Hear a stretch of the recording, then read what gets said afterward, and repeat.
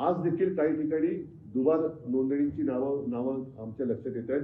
काही ठिकाणी ओळख बदलांचा चाललेला आहे, काहींची मतदान केंद्र गायब आहे, शाई पुसली जाते. म्हणजे ही शाई वोटरची शाई पुसली जाते. म्हणजे ही शाई वोटरची शाही नाही, लोकशाही पुसली जाते.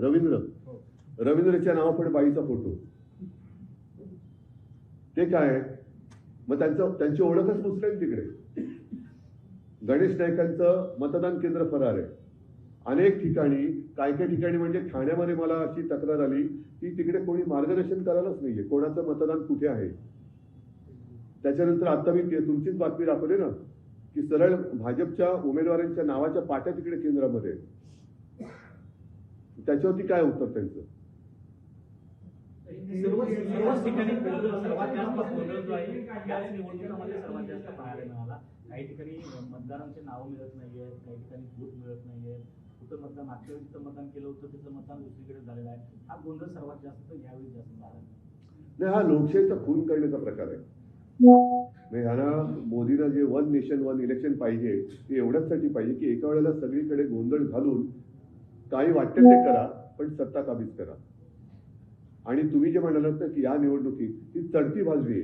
लोकसभेच्या वेळेला कळलं, विधानसभेच्या वेळेला आणखीच कळलं. त्याच्यानंतर दुबार मतदारांचे आम्ही गठ्ठेच्या गठ्ठे हे त्यांना दिले. त्याच्यानंतरही आज देखील काही ठिकाणी दुबार नोंदणीची नावं आमच्या लक्षात येत आहेत. काही ठिकाणी ओळख बदलांचा चाललेला आहे, काहींची मतदान केंद्र गायब आहे, शाई पुसली जाते. म्हणजे ही शाई वोटरची शाई पुसली जाते. म्हणजे ही शाई वोटरची शाही नाही, लोकशाही पुसली जाते.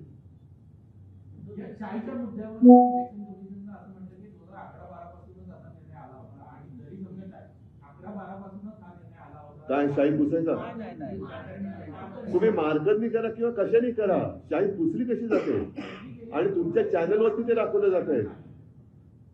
पुसली जरी गेली तरी कोणालाही एका मतदाराला 2 वेळा मतदान करता येणार नाही असं खात्रीपूर्वक कसे सांगू शकतात ते? बरं, ज्या ठिकाणी 2 वेळा ज्यांचं नाव नोंदलं गेलेलं आहे तिथे ते हमीपत्र घेणार होते. अशी किती हमीपत्र त्यांनी आतापर्यंत घेतलेत? मुख्यमंत्री देवेंद्र फडणवीस असतील किंवा भाजपचे इतर नेते आणि शिवसेनेचे सुंदर शिंदेचे शहासेना बरं ते तर त्यांच्या सगळ्यांचं नेत्याचं असं म्हणणं की कालपासून तुम्ही दोघेही म्हणजे तुम्ही आणि राज ठाकरे हे दोघेही जो सूर लावताय तो पराभवाची मानसिकता दिसते. तुमचा पराभव होतोय. पराभव नाही, त्यांचं कुभांड जे आहे ते आम्ही फोडतोय. नाहीतर आम्ही एवढे ताठ मानेने त्यांच्यासमोर उभे राहिलोच नसतो. त्यांचा जो काही एकूण दरोडा घालण्याचा प्रयत्न आहे तो आम्ही वेळोवेळी लोकांसमोर आणतो आहोत. मग ते दुबार मतदार असेल, धाक दपटचे असेल, पैसे वाटताना त्यांचीच लोक पकडलेत, त्यांनी एकमेकाची लोक पकडलेत. पराभवाची कारणं